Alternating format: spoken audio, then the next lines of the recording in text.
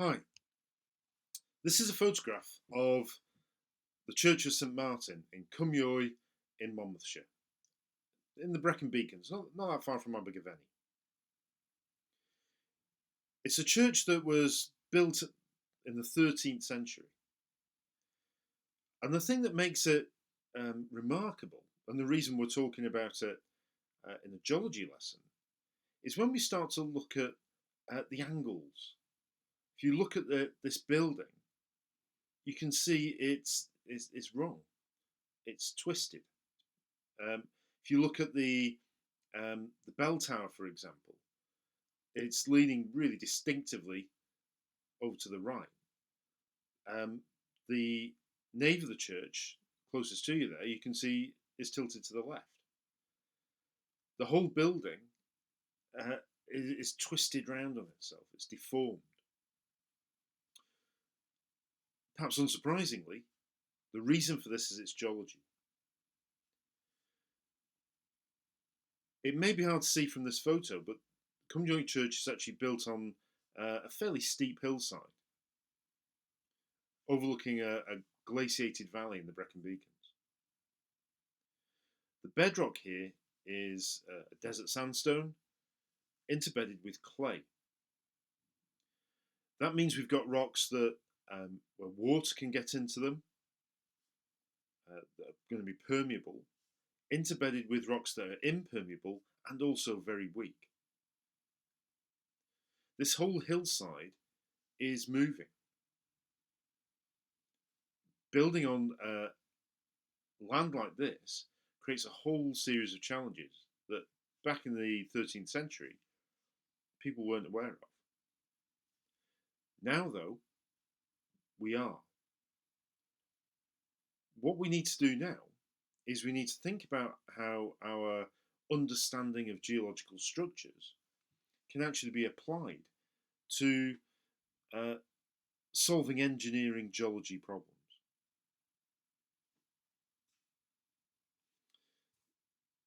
This church shows evidence of medieval repairs. This movement has been going on since not long after the church was built. You can even see buttresses built on the outside just to prevent the walls falling down. The bell tower there, the bells in it can't be rung because the tower can't cope with the forces that would be created by ringing the bells. So what I want us to do in this lesson is to start thinking about what we call geotechnical investigations. How geologists can try and solve some of the problems caused by unstable, weak ground. This is an area where a lot of geologists are employed. A lot of ex-students from Cowbridge work as geotechnical engineers, creating safe slopes, safe foundations for buildings, roadways, railways, and the like. Okay. We're working on pages 16 and 17 of our Theme 13 booklets. Now, we talk in geology about building on strong rock. But what do we actually mean by that? This diagram starts to summarize some of the key factors we need to consider when we're thinking about building something on the ground. This even applies close to home. The construction of the new buildings around school over the past few decades has presented a whole range of geological problems. A block in particular is actually built on some very difficult ground. We'll talk more about how that was dealt with a little later on. But these are all the things that a geologist needs to consider. Looking, for example, on the ground at any signs of instability. Are there cracks in the ground?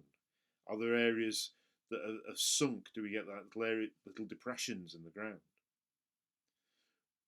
We need to look at the soil. Um, does it how porous is it in particular? Porosity, if you want to build something on it, means that that could compact. Those pores could get squeezed, leading to subsidence. It could also fill up with water. Um, it's important to think about um, the bedrock. How deep is the bedrock? Um, when you hit the weathered bedrock, or when you hit the top of the bedrock, how weathered is it? Has it been exposed for a long period of time? For example, when the geologists were drilling before A block was built, well, they hit some rock that they were trying to decide whether it was proper bedrock or just a weathered boulder. It's very difficult to tell from the evidence in the borehole. Jointing can have an effect. There are cracks in the rock. That can, of course, always also lead to porosity and permeability, as can bedding planes. All of these things can have an effect on the rock strength.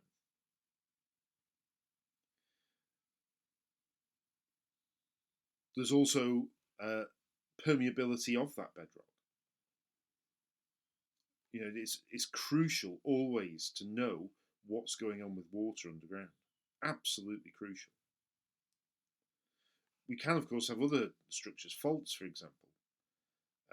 What effect can they have on the strength of the ground? Are they, faults are inevitably going to be weaknesses. Would they move with an increased load? Is there stress built up in those that could move that again can cause problems to anything built on top? So all of these factors need to be considered, plus water. The effect of water is crucial in so many parts of this.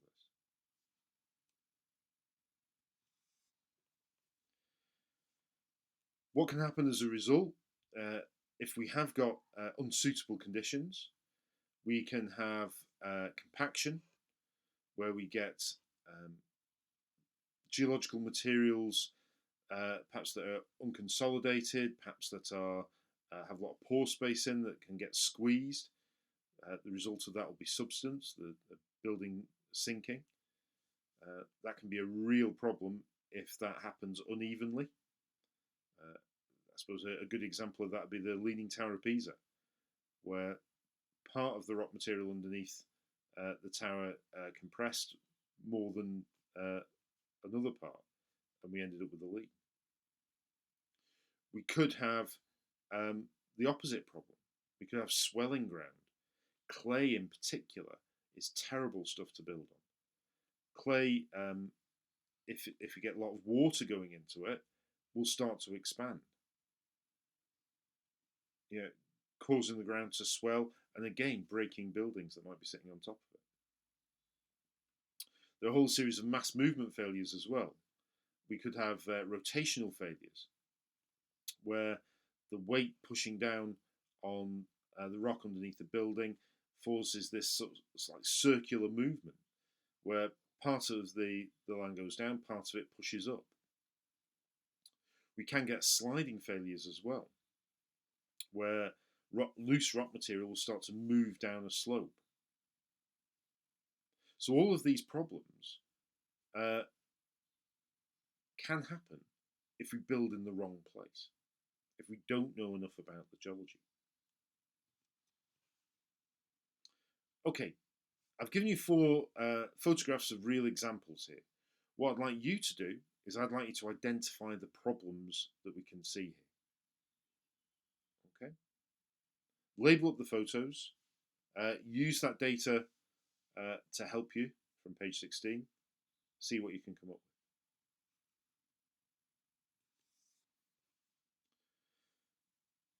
Now, one of the ways to deal with this is to have the right foundations. The foundations are the bit of the building that's beneath the ground. It can be the trickiest part of building. It's where any structure interacts with the geological environment. And there are three examples I've given you here. On the left there, we've got what's called a concrete raft.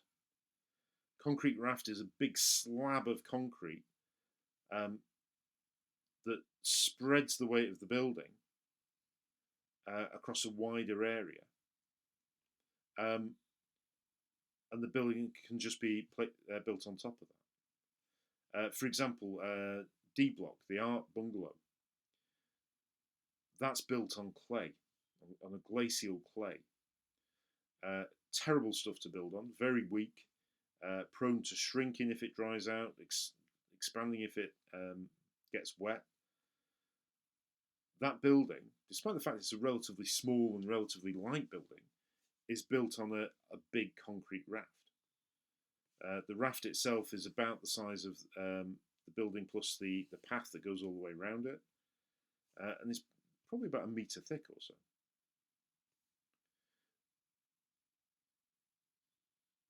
That helps insulate the building from the ground. There's a video showing a concrete raft foundation being poured, worth a watch. Pile foundations are concrete columns. A block, for example, is built on about 201 20-metre high concrete columns with reinforcing steel running down through it to support the weight of the building, because A block is built on some very, very weak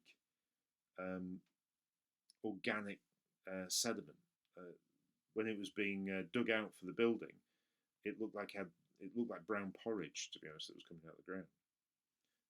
That material wasn't enough to support the weight of A block. So the consequence was an awful lot of money had to be spent putting in pile foundations. It's one of the reasons we didn't get all the nice things that you can see on the model in reception, because so much money had to literally be poured into the ground. The final thing there, of course, is the drainage. Okay, as I said, water is crucial, and if you can manage and control the water under a building, that may help the stability. Okay, there are two parts of question 11. What I'd like you to do is have a go at those now. See what you can come up with. So press pause and work through question 11.